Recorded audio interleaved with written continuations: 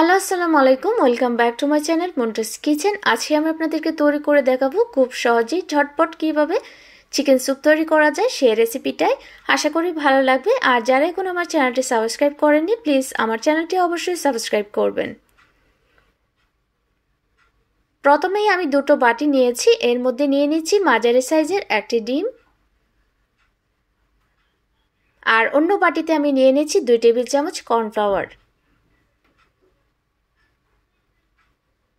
প্রথমে আমি ডিমটা খুব ভালোভাবে ফেটিয়ে নিচ্ছি, আর 1/4 কাপ পানি দিয়ে আমি কর্নফ্লাওয়ারটা খুব ভালোভাবে গুলিয়ে নিচ্ছি।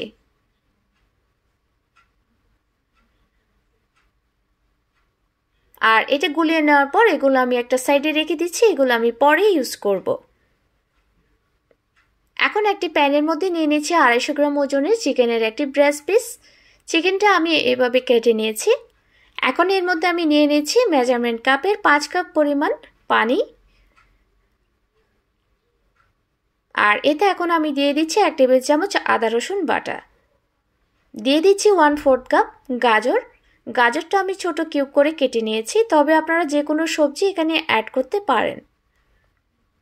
দিয়ে দিচ্ছি 1 চা চামচ সাদা গোলমরিচ গুঁড়া। দিয়ে দিচ্ছি স্বাদ মতো কিছুটা লবণ, আর সবশেষে আমি এতে দিয়ে দিচ্ছি 1 টেবিল চামচ রান্নার রেগুলার তেল। এখন আমি সবকিছু খুব ভালোভাবে মিশিয়ে নিচ্ছি, আর চুলার জালটা এখন আমি অন করে দিয়েছি। এখন এগুলো মিডিয়াম টু লো আছে 15 মিনিট সিদ্ধ করে নিচ্ছি, যাতে চিকেনটাও সিদ্ধ হয়ে যায়, আবার আমার পানিটাও যেন শুকিয়ে না যায়। তো আমি ফিরে আসছি 15 মিনিট পর। ঠিক 15 মিনিট পর আমার চিকেনটা কিন্তু সিদ্ধ হয়ে গেছে।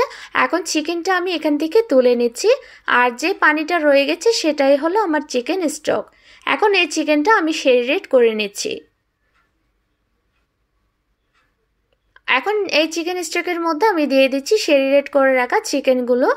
আমি আবারও সবকিছু খুব ভালোভাবে মিশিয়ে নিচ্ছি। এখন এর মধ্যে আমি দিয়ে দিচ্ছি 2 টেবিল চামচ সয়া সস, দিয়ে দিচ্ছি 2 টেবিল চামচ টমেটো সস, তবে আপনারা এখানে চাইলে চিলি সসও দিতে পারেন। তো আমি আবারও সবকিছু খুব ভালোভাবে মিশিয়ে নিচ্ছি। দেখতেই পাচ্ছেন খুব সুন্দর একটা কালার চলে এসছে।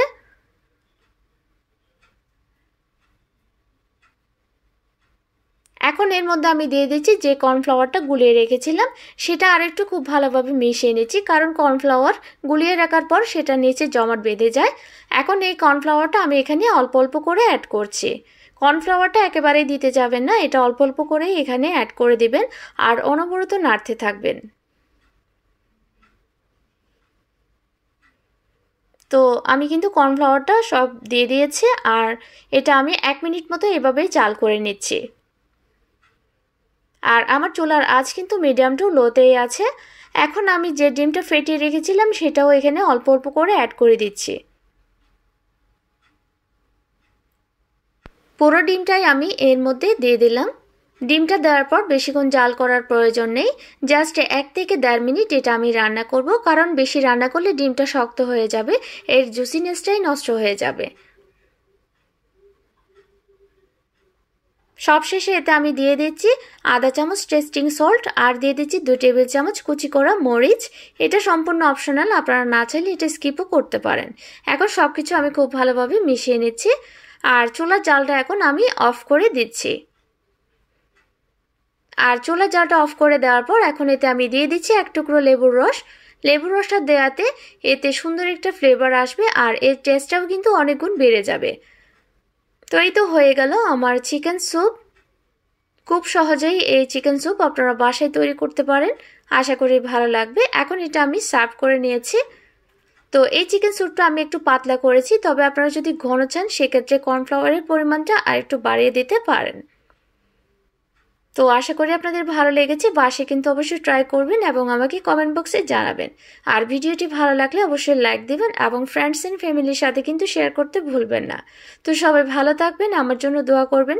সামনে কোনো নতুন রেসিপি নিয়ে আবারও হাজির হব। টিল দেন ভালো থাকবেন, সুস্থ থাকবেন। আল্লাহ হাফেজ।